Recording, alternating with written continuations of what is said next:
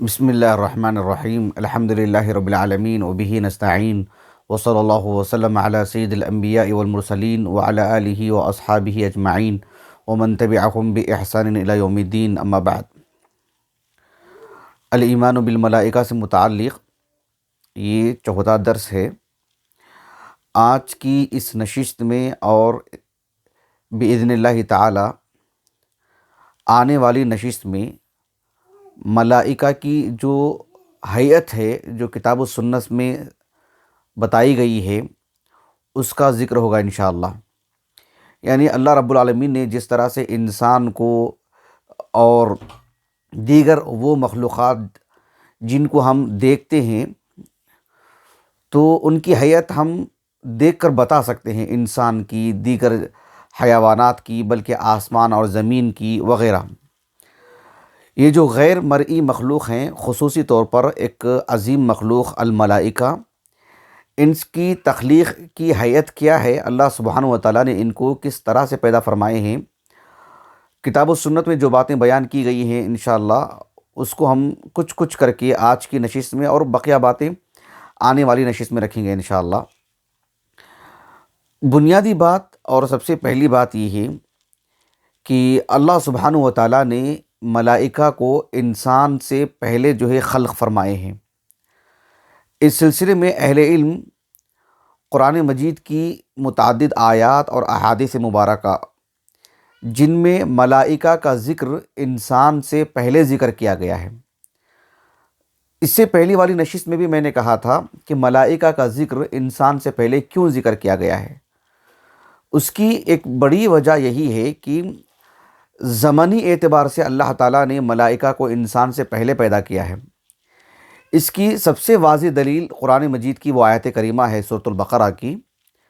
اللہ تعالیٰ نے فرمایا وَإِذْ قَالَ رَبُّكَ لِلْمَلَائِكَةِ إِنِّي جَاعِلٌ فِي الْأَرْضِ خَلِيفَةً قَالُوا أَتَجْعَلُ فِيهَا مَن يُفْسِدُ فِيهَا وَيَسْفِكُ الدِّمَاءَ وَنَحْنُ نُسَبِّحُ بِحَمْدِكَ وَنُقَدِّسُ لَكَ۔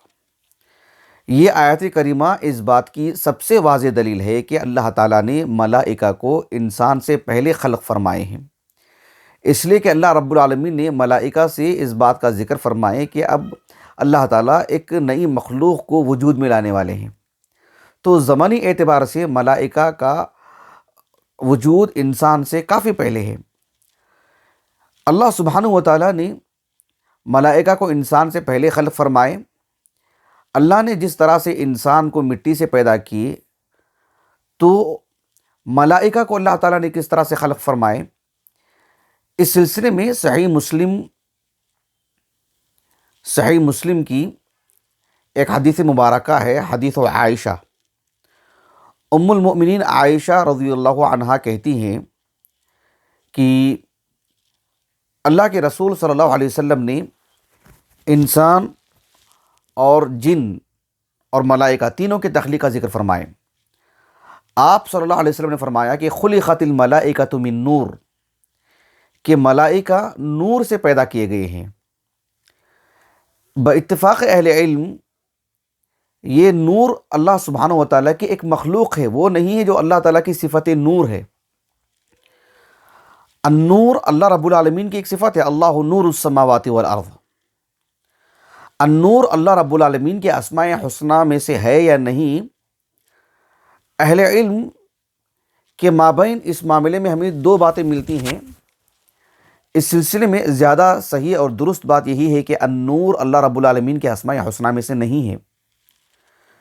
اس سلسلے میں اللہ سبحانہ و تعالیٰ کے جو اسماء و صفات سے متعلق ہمارے دروس ہوئے ہیں، بہت پہلے تقریباً میں سمجھتا ہوں 4 سال کا عرصہ ہو چکا ہے، النور اللہ رب العالمین کی اس صفت سے متعلق میں نے درس دیا تھا۔ تو اس کے اواخر میں نے اس بات کو بھی ذکر کیا تھا کہ النور اللہ رب العالمین کی صفت ہے یا اللہ رب العالمین کے اسماء حسنہ میں سے ہے، اسماء حسنہ میں سے تو نہیں ہے۔ یہی زیادہ درست بات ہے، واللہ اعلم۔ ایسے میں اللہ رب العالمین نے النور ایک مخلوق ہے اللہ تعالیٰ کی، اس سے اللہ تعالیٰ نے خلق فرمایا ملائکہ کو۔ خلقت الملائکۃ من نور وخلقت الجان من مارج من نار۔ اللہ تعالیٰ نے جن کو کس اعتبار سے پیدا فرمائے، اس کا مادہ کیا ہے، اصلاً اللہ نے آگ سے ان کو پیدا کیا ہے۔ کہا کہ وَخُلِقَ آدَمُ مِمَّا وُصِفَ لَكُمْ، آدم کو اللہ نے کس طرح پیدا فرمائے، کس سے پیدا کیے؟ کہا کہ وہ سبھی اوصاف تو تمہیں بیان کیے جا چکے ہیں۔ اجمالاً اللہ کے رسول نے کہا اس بات کو صلی اللہ علیہ وسلم۔ جب ہم نے سورۃ العلق کی تفسیر کی تھی، اقرأ بسم ربک الذی خلق خلق الانسان من علق، وہاں پر میں نے اس بات کو بہت ہی مفصل جو ہے ذکر کیا ہوں الحمدللہ، کہ اللہ تعالیٰ نے آدم علیہ السلام کو جو پیدا فرمائے ہیں اس کی کتنی تفصیلات ہیں، کیا کیا چیزیں اللہ نے ذکر فرمائی ہیں اس میں۔ قرآن مجید کی سبھی آیات کو سامنے رکھ کر کے مرتب میں نے آپ کے سامنے رکھا ہے وہاں پر۔ اور پھر سورۃ الواقعہ میں افرأیتم ما تمنون اانتم تخلقونہ ام نحن الخالقون، اس آیت کریمہ کی تفسیر میں آدم اور آدم کی ذریت، ان دونوں کی تخلیق میں جو بنیادی فرق ہے میں نے اس کو بھی واضح کیا الحمدللہ۔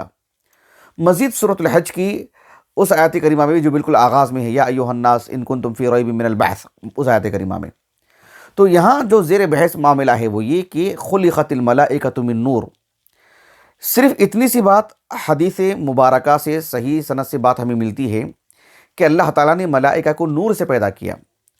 وہ نور کس نوعیت کا ہے، کس قسم کا ہے، یا وہ اس سے متعلق اور بھی جو اوصاف ملتے ہیں اس سلسلے میں محدثین نے اس پر کلام کیا ہے، خصوصی طور پر شیخ محمد ناصر الدین البانی رحمہ اللہ نے متعدد مقامات پر الضعیفہ میں اس پر کلام کی ہیں، جو زائد جو اوصاف ہیں۔ اس حدیث مبارکہ سے بیک وقت اہل علم نے دو باتیں بتائیں، حدیث عائشہ سے جو صحیح مسلم کی ہے۔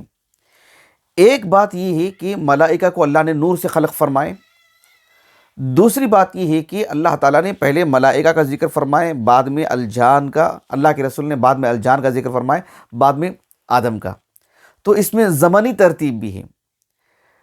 وَمَا خَلَقْتُ الْجِنَّ وَالْإِنسَ إِلَّا لِيَعْبُدُونَ، وہاں پر بھی جن کو مقدم رکھا گیا ان سے، وہ انسان کے مقابل زمانی اعتبار سے، تو سب سے پہلے ملائکہ، پھر الجان، پھر آدم، یہ جو ہے زمانی ترتیب ہے۔ دونوں باتیں اس حدیث سے ملتی ہیں۔ ملائکہ کو اللہ سبحانہ و تعالیٰ نے بہت ہی ان کی جو جسم اللہ نے ان کو عطا کیا، الجسامہ، جسم ہماری طرح نہیں، جو اللہ سبحانہ و تعالیٰ نے ان کا جو الجثہ ہے بہت ہی قوی اور مضبوط بنایا ہے اللہ رب العالمین نے۔ قرآن مجید کی جو وہ معروف آیت کریمہ ہے سورۃ التحریم کی، اللہ رب العالمین نے فرمایا یا ایھا الذین آمنوا قوا انفسکم واہلیکم نارا وقودھا الناس والحجارہ علیہا ملائکۃ، اب ان کی ملائکۃ کی جو صفات بتائی گئی ہیں، ایک ہے غلاظ شداد، غلاظ الغلظہ یعنی کیا کہتے ہیں اس کو، قساوۃ المعاملہ، القساوہ فی المعاملہ، تعامل میں قلبی جو قساوت ہوتی ہے نا، مطلب جس پہ کسی پہ رحم ہی نہیں کرنا، جو اس کی آیت کریمہ سورۃ آل عمران کی، آپ علیہ السلام کی جو تعریف کی گئی ہے، آپ علیہ السلام کو اللہ سبحانہ و تعالیٰ نے غلیظ القلب نہیں بنائے ہیں۔ تو یہ جو غلاظ ہے یہ القساوہ کو کہتے ہیں، قلبی طور پر جو انسان کے جو بالکل سخت مزاج کا جو ہوتا ہے نہیں، کسی پہ رحم ہی نہیں کرتا ہے۔ فَبِمَا كُنْتَ رَحْمَةً مِّنَ اللَّهِ لِنْتَ لَهُمْ وَلَوْ كُنْتَ فَظًّا غَلِيظَ الْقَلْبِ، تو غلیظ القلب جو آیت کریمہ میں جو حصہ ہے، یعنی غلیظ القلب الگ سے میں بتا رہا ہوں، تو دل کی جو قساوت ہوتی ہے یہی ہے غلاظ۔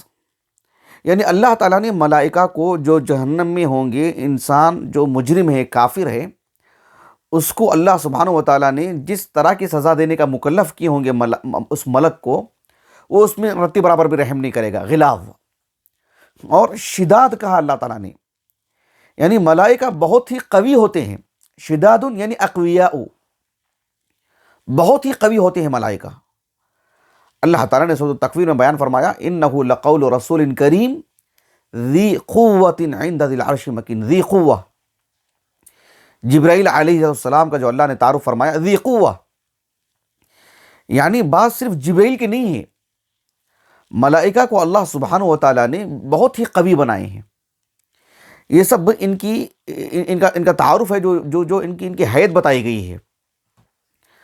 ملائکہ سے متعلق ایک بات یہ بھی ہے کہ اللہ سبحانہ و تعالیٰ نے ان کو بہت ہی عظیم الجثہ بنائے ہیں. ایک ایک ایک دو حدیثیں میں آپ کو بتاتا ہوں کہ ان کی عظیم الجثہ ہونے کے اعتبار سے اللہ نے کتنا کتنا عظیم اور کتنا بڑا بنایا ہے ان کو. تو اللہ سبحانہ و تعالیٰ کی عظمت کیسی ہوگی. اللہ اکبر. ایک حدیث مبارکہ جسے میں آپ کو اس سے پہلی والی نشست میں بھی ذکر کیا تھا، جو سنن ابی داؤد کتاب السنہ کی ہے، شیخ البانی نے صحیح کہا ہے اس حدیث کو.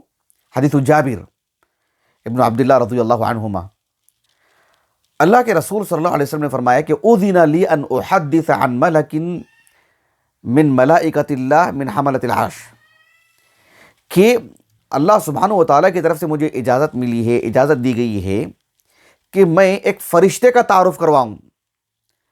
اللہ تعالیٰ کے سبھی فرشتوں میں سے ایک فرشتہ جو عرش کے حاملین میں سے ہیں، عرش کو اٹھائے ہوئے جو فرشتے ہیں، ان میں سے ایک فرشتے کا میں تعارف کرواؤں، میں بتاؤں کہ وہ کیسے ہیں.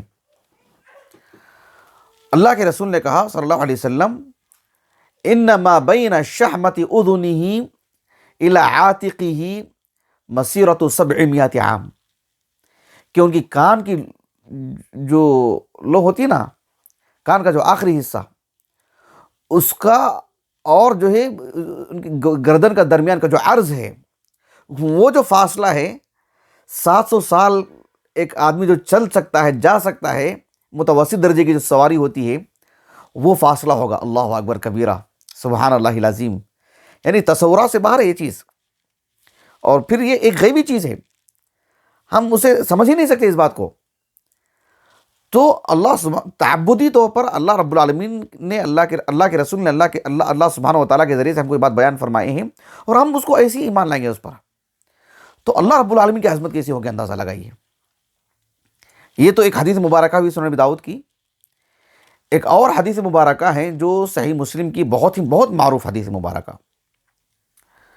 صحیح مسلم میں بالکل آغاز میں ہے، کتاب الایمان میں، ام المومنین عائشہ رضی اللہ عنہا کے ایک شاگرد ہیں، بلکہ آپ کے خاص تلامذہ میں سے ہیں. ام المومنین عائشہ رضی اللہ عنہا کی تربیت میں رہی ہیں ایک زمانہ وہ، اور تابعی ہیں، کبار تابعین میں سے ہیں، مخضرم ہیں. اللہ کے رسول کے زمانے میں باحیات تھے، وہ چھوٹی عمر کے تھے لیکن اس وقت. مسروق ابن الاجدع رحمہ اللہ، مسروق رحمہ اللہ جن کی کنیت تھی ابو عائشہ، وہ ام المومنین عائشہ رضی اللہ عنہا کے پاس تھے. دیگر تلامذہ بھی ان کے پاس علم حاصل کرتے تھے. مسروق رحمہ اللہ وہ کہتے ہیں کہ ام المومنین عائشہ رضی اللہ عنہا نے ایک مرتبہ کہا کہ ثلاث من تکلم بواحدۃ منہن فقد اعظم علی اللہ الفریہ. 3 باتیں ایسی ہیں، اگر کوئی اللہ سبحانہ و تعالیٰ کی، اگر کوئی اسے کہتا ہے یعنی اعتقادی طور پر، 3 باتیں ایسی ہیں، اگر کوئی اعتقادی طور پر، عقدی اعتبار سے کوئی اسے کہتا ہے، تو گویا کہ اس نے اللہ پر بہت بڑا جھوٹ باندھا ہے اس نے. انہوں نے کہا کہ ٹھیک ہے، وہ 3 باتیں کیا ہیں؟ ام المومنین عائشہ رضی اللہ عنہا نے 3 باتیں کہیں. میں ایک بات کا ذکر کرتا ہوں جو میرے موضوع سے متعلق ہے. ام المومنین عائشہ نے کہا رضی اللہ عنہا کہ جو شخص یہ کہتا ہے کہ من زعم ان محمد رأى ربه فقد اعظم الفریۃ علی اللہ. من زعم امام نووی رحمہ اللہ وغیرہ جو تہذیب الاسماء واللغات کتاب ہے، اور ابن حجر نے بھی ذکر کیا فتح الباری میں رحمہم اللہ اجمعین، کہ اہل حجاز کے ہاں زعم ای قالا، لیکن قالا کے بجائے زعم کہنا میں ایک خاص معنویت ہوتی ہے، ایک خاص بات مقصود ہوتی ہے. کہا کہ جو شخص اس طرح کی دعوے کرتا ہے، اس طرح کی باتیں کرتا ہے کہ جب اللہ کے رسول صلی اللہ علیہ وسلم اسراء معراج کا جو معاملہ تھا، جب اللہ رب العالمین کے قریب گئے تو آپ نے پردے کے آڑ میں بات کی، لیکن جو یہ دعویٰ کرتا ہے کہ ان محمد رأى ربہ، کہ رسول اللہ صلی اللہ علیہ وسلم نے اللہ کو دیکھا ہے، تو گویا کہ اس نے اللہ سبحانہ و تعالیٰ پر جھوٹ باندھا ہے اس نے. تو مسروق رحمہ اللہ کہتے ہیں کہ کنت متکئا، میں جو ہے ٹیک لگا کے بیٹھا ہوا تھا، فجلست، بالکل بیٹھ گیا میں، سیدھے بیٹھ گیا میں، اور ام المومنین عائشہ سے کہا کہ انظرینی ولا تعجلینی، یعنی آپ آگے کی بات کہنے سے پہلے ذرا مجھے بھی تو موقع دیں، میں بھی کچھ کہہ دوں. آپ نے کتنی بڑی بات کہہ دی ہے، مجھے بھی کچھ کہنے کا موقع دیں تاکہ میری سمجھ میں اگر غلطی ہو تو آپ اصلاح کر دیں اس کی۔ بحیثیت ایک طالب علم کہہ رہے ہیں۔ آپ نے کہا کہ من زعم ان محمد رأى ربه فقد اعظم الفریت علی اللہ، تو ذرا مجھے بھی بولنے کا موقع دیں۔ اب دیکھیں، دو آیتیں پیش کی، کون؟ مسروق رحمہ اللہ نے قرآن مجید کی۔ اب ان دو آیتوں کا معنی مفہوم ام المؤمنین عائشہ نے اللہ کے رسول کے حدیث کے ذریعے سے بتایا کہ اس کا معنی مفہوم کیا ہے اور تم سے کہاں چوک ہوئی ہے۔ مسروق رحمہ اللہ نے دو آیتیں کریمہ پڑھی، ایک سورۃ التکویر کی وَلَقَدْ رَآهُ بِالْأُفُقِ الْمُبِينِ، اور دوسری سورۃ النجم کے آغاز کی وَلَقَدْ رَآهُ نَزْلَةً أُخْرَى۔ ان دو آیتوں کو سامنے رکھ کر کے مسروق رحمہ اللہ نے یہ سمجھ لیا تھا کہ اللہ تعالیٰ، اللہ کے رسول نے اللہ کو دیکھا ہے۔ وَلَقَدْ رَآهُ بِالْأُفُقِ الْمُبِينِ، سورۃ النجم کی جو آیت مبارکہ ہے نہیں، وَلَقَدْ رَآهُ نَزْلَةً أُخْرَى، تو وہ ہو کی ضمیر کو انہوں نے کہاں عود کروایا؟ سمجھا کہ وہ اللہ سبحانہ و تعالیٰ کی طرف، کہ اللہ تعالیٰ، اللہ کے رسول نے اللہ کو دیکھا ہے معراج میں، یہ سمجھ لیا تھا مسروق رحمہ اللہ نے۔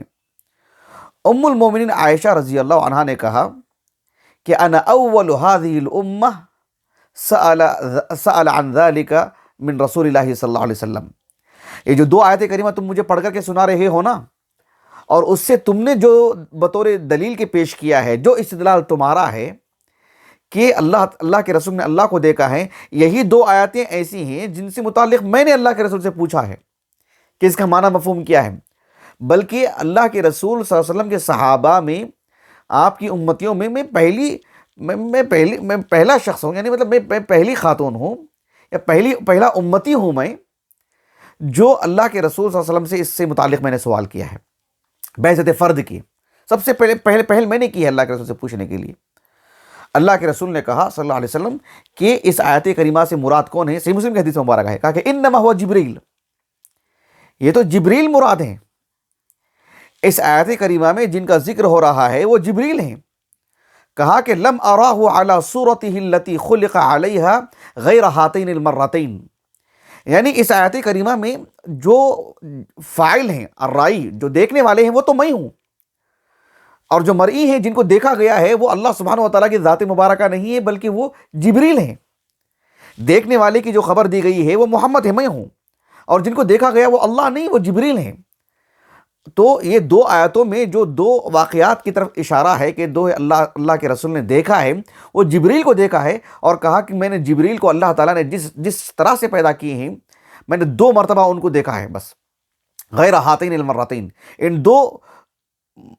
ان دو موقعوں کے علاوہ پھر کبھی میں نے جبریل کو ان کی اصل حالت میں کبھی میں نے نہیں دیکھا ہے۔ تو اس آیت کریمہ کا معنی مفہوم ام المؤمنین عائشہ نے رضی اللہ عنہا، کیونکہ احتمال ہے معنی مفہوم میں، لیکن آپ نے حدیث مبارکہ سنا کر کے تعین کر دی کہ اس سے مراد کون ہے۔ ایک بات، لیکن یہاں ہمارے موضوع سے متعلق بات کیا ہے؟ اس حدیث مبارکہ سے اللہ کے رسول نے کہا کہ میں نے دو مرتبہ جبریل کو دیکھا، اور جبریل علیہ السلام کو اللہ تعالیٰ نے جس ہیئت میں پیدا کی ہیں اس کو بیان کرتے ہوئے اللہ کے رسول نے کہا کہ رأیتہ منہبطا من السماء، میں نے جبریل کو دیکھا کہ آسمان سے اترتے ہوئے دیکھا میں نے ان کو، اور حالت کیا تھی؟ کہا کہ سادن عظم خلقہ ما بین السماء الی الارض، کہ جبریل علیہ السلام کو اللہ تعالیٰ نے اتنا بڑا بنایا ہے کہ آپ کی وجہ سے، آپ کے وجود کی وجہ سے زمین و آسمان کے درمیان کا پورا حصہ بھر گیا تھا۔ اللہ اکبر! کیا یعنی اندازہ لگائیے آپ، زمین و آسمان کے درمیان کا جتنا حصہ ہے وہ آپ کی جو اللہ رب العالمین نے حیت میں جو بڑی حیت ہے آپ کی، عظیم الجثہ جو اللہ نے آپ کو بنایا ہے، اتنا بڑا بنایا اللہ رب العالمین نے آپ کو کہ زمین و آسمان پورا بھر گیا۔ سبحان اللہ العظیم، اعظم خلقہ ما بین السماء الی الارض، ایسے کہا اللہ کے رسول نے علیہ السلام کہ سادن، پوری طرح بھر گیا تھا پورا، جو کوئی خالی جگہ نہیں تھی۔ اللہ سبحانہ و تعالیٰ کو اللہ کے رسول نے دیکھا ہے کہ معراج میں، اس معاملے کو لے کر کے اور بھی دلائل دی ہیں ام المؤمنین عائشہ نے اسی حدیث مبارکہ میں، لیکن وہ سب چیزیں ہمارے موضوع سے خارج ہیں۔ صحیح مسلم کی کتاب الایمان میں اسی طرح سے اللہ کے رسول علیہ وسلم کو کیا غیب کا علم ہے؟ آپ علیہ الصلوۃ والسلام نے، اللہ نے جو بھی آپ پر وحی نازل کی ہے، آپ نے امت کو بتانے سے کسی چیز کو جو مطلب قتم سے کام لیا، چھپایا ہے آپ نے. یہ تین باتیں تھیں جسے ام المؤمنین عائشہ نے وہاں پر ذکر کیا ہے. میں تفصیل میں نہیں جاؤں گا کیونکہ وہ سب ہمارے موضوع سے خارج چیزیں ہیں. میرے موضوع سے متعلق جو باتیں میں نے اس کو ذکر کر دیا ہے نمایاں کر کے. تو یہ سب جو ہے ملائکہ سے متعلق باتیں تھیں جو ان کے تعارف کے طور پر کہ اللہ تعالیٰ نے کس طرح سے ان کو پیدا کیا ہے. ملائکہ سے متعلق ان کی جو حیت ہے، ایک آخری بات ہماری اس نشست سے متعلق، بقیہ باتیں میں آنے والے درس میں رکھوں گا انشاءاللہ، وہ یہ ہے کہ اللہ سبحانہ و تعالیٰ نے ملائکہ کو یعنی پر بھی عطا فرمائے ہیں. اللہ تعالیٰ نے سورۃ الفاطر کی پہلی آیت کریمہ میں بیان فرمایا، الحمدللہ الذی فاطر السماوات والارض جاعل الملائکۃ رسلا اولی اجنحہ. اولی اجنحہ کہا اللہ نے ان کو، پر والے. مثنی و ثلاث و رباع، کسی کو 2 کسی کو 3، اور جو ہے یعنی یزید فی الخلق ما یشاء کہا رب العالمین نے. 2 3 4 کے ساتھ ساتھ اللہ سبحانہ و تعالیٰ مطلب اور بھی پر عطا کی ہیں.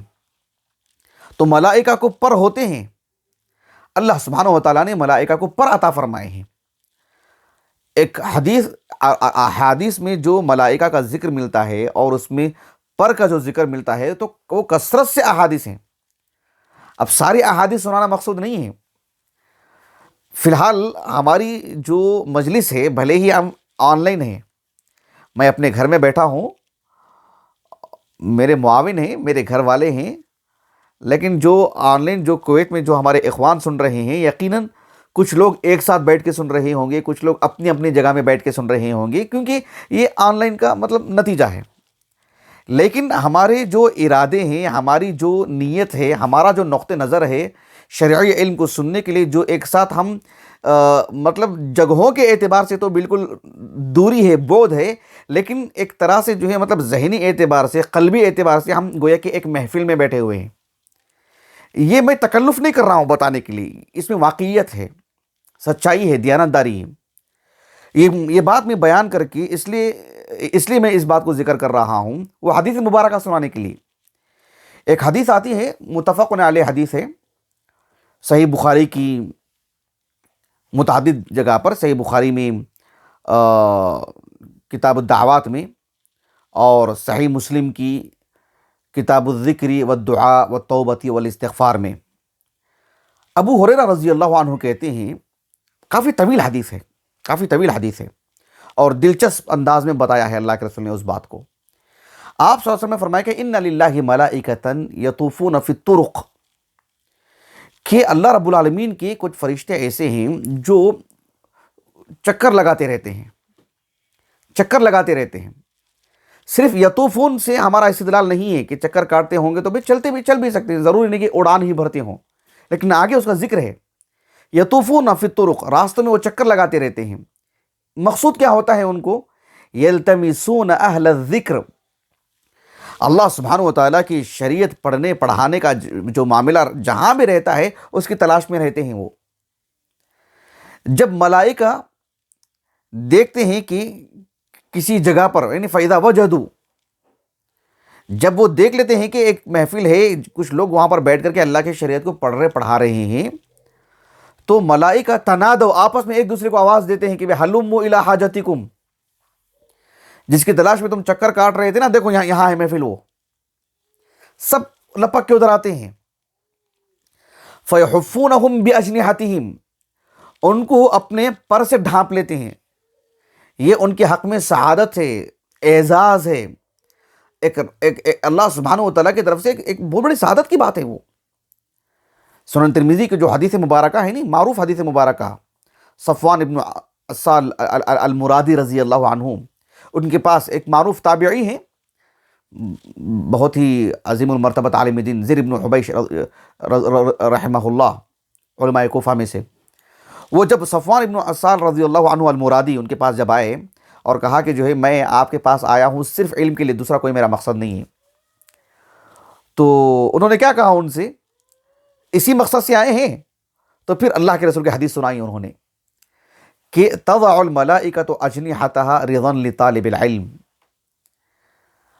کہ ملائکہ جو شرعی علم حاصل کرنے کے لیے جو لوگ ہوتے ہیں، طلبہ ہوتے ہیں، ان کے لیے اپنے پر بچھاتے ہیں۔ کائنات میں اتنے انسان ہیں، اتنے طلبہ ہیں، اتنے طالبات ہیں، مرد حضرات ہیں، خواتین ہیں، جو پڑھتے ہیں، تعلیم حاصل کر رہے ہیں، محنت کر رہے ہیں، لیکن سبحان اللہ یہ کیا معمولی شرف ہے، کیا بتائیے کہ صرف دین کا علم پڑھنے پڑھانے والوں کے لیے۔ دیکھیں، دین کا علم پڑھنے پڑھانے والوں سے مراد صرف جامعہ دارالسلام عمر آباد، جامعہ محمدیہ، جامعہ اسلامیہ مدینہ نبویہ، صرف وہ جو ایک مدارس ہیں، انہیں یقیناً مدارس زیادہ مطلب مستحق ہیں ان سب چیزوں کے، کیونکہ وہ اسی کے لیے قائم کیے گئی ہیں۔ لیکن مساجد میں، اپنے گھروں میں جس طرح کے علم حاصل کرنے کے لیے ایک انسان جہاں بیٹھا، مثال کے طور پر کوئی ایک انسان ہے جو ایک درس لگا کے بیٹھا ہے اپنے گھر میں، اکیلا اپنے گھر میں بیٹھا، اپنی بیوی بچوں کے ساتھ بیٹھا ہے، کوئی درس سن رہا ہے، کوئی تحریر پڑھ رہا ہے طالب علم کے طور پر، یعنی وہ بھی اس کا مستحق ہو جاتا ہے۔ یقیناً اس میں تفاوت ہے، جس کا معاملہ، جس کی نیت، جس کا جو ہے مطلب معاملہ زیادہ رہتا ہے اس کے لیے زیادہ، لیکن اس کی وسعت میں سب آ جاتے ہیں۔ تو ملائکہ اس کے لیے پر بچھاتے ہیں، سبحان اللہ۔ یعنی مان لیجیے کہ کوئی طالب علم، کوئی مسلمان کچھ کالج جا رہا ہے، کچھ ڈگری کر رہا ہے، لیکن وہ مان لیجیے کہ مغرب کے بعد بیٹھ کر کے جو ہے مطلب شرعی علم پڑھ رہا ہے، تو اس وقت کے لیے ملائکہ پر بچھاتے ہیں، جبکہ اس کی 24 گھنٹے کی تعلیم ہے۔ کوئی مثال کے طور پر کوئی جو شرعی علم کی جہاں بات آتی ہے نا، اس کے لیے خصوصی فضائل ہیں، اس میں مطلب کسی طرح کی کوئی لچک نہیں ہونی چاہیے۔ ہم مدرسے سے پڑھے ہوئے ہیں تو اس وجہ سے اس کو کھینچ کے اپنے کھاتے میں ڈال رہے ہیں، ایسا نہیں ہے۔ یہ اللہ کے رسول کی حدیث مبارکہ ہے۔ آپ علیہ السلام کے صحابہ میں کیا ایسے لوگ نہیں تھے جو دیگر فنون سیکھتے تھے؟ ان کے لیے اللہ کے رسول نے اس حدیث کو سنایا کیا؟ ان کے لیے شرعی علم کی فضیلت میں اللہ کے رسول نے اس بات کو سنائے ہیں۔ تو تضع الملائکۃ اجنحتها رضا لطالب علم بما یفعل، یعنی طالب علم جو جس کام کو انجام دے رہا ہے اس کے لیے ملائکہ پر بچھاتے ہیں۔ تو ملائکہ کو پر ہوتے ہیں، اور اللہ سبحانہ و تعالیٰ کسی کو 2، کسی کو 3، اس طرح سے حسب پر دیتے ہیں۔ اور صحیح مسلم کی جو حدیث ہے،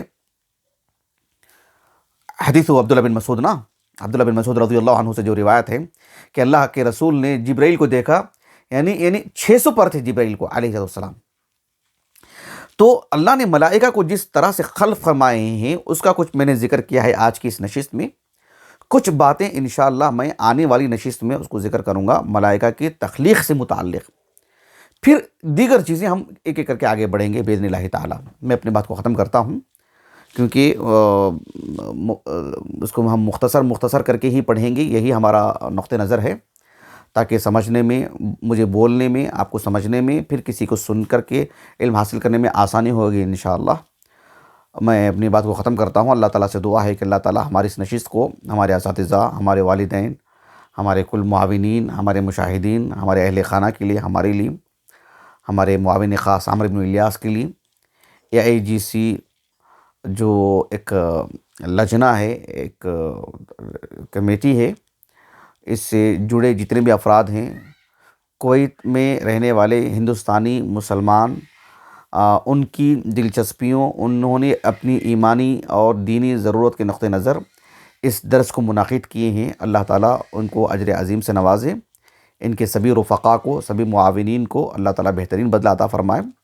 سبحانک اللہم و بحمدک، اشہد ان لا الہ الا انت، استغفرک و اتوب الیک۔